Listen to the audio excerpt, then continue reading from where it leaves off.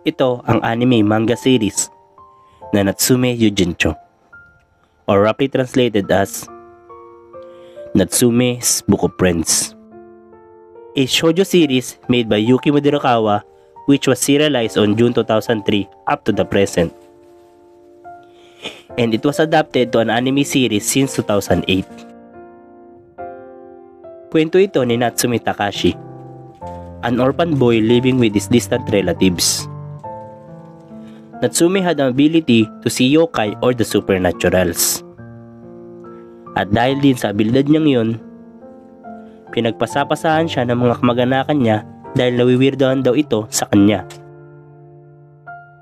And as a result, Natsume learned to keep to himself the things he sees in order to avoid rejection which is he experiencing over and over again. Hanggang mapunta siya sa mga Fujiwara na trinato siya ng mabuti. Little to almost nothing was known sa mga relatives ng binata bukod kay Natsume Reiko, an enigmatic character sa kwento. Siya ang lola ni Natsume at ito'y kamukhang kamuka ng binata. Kaya nga after lumipat ni Takashi sa mga Fujiwara ay madalas siyang pinagkakamalan ng mga yokai na si Reiko. At dahil doon ay nahabol siya ng mga to.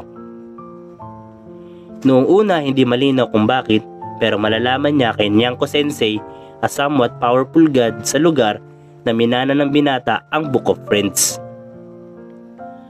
Ang listahan ng mga pangalan ng yokai na tinalo ni Reiko sa labanan.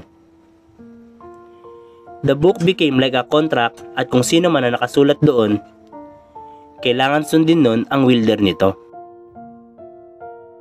And together, Natsume and Nyanko Sensei will deal a lot of strange things dahil isa-isang lalapit sa kanila ang mga yokai na gustong bawiin ang pangalan nila.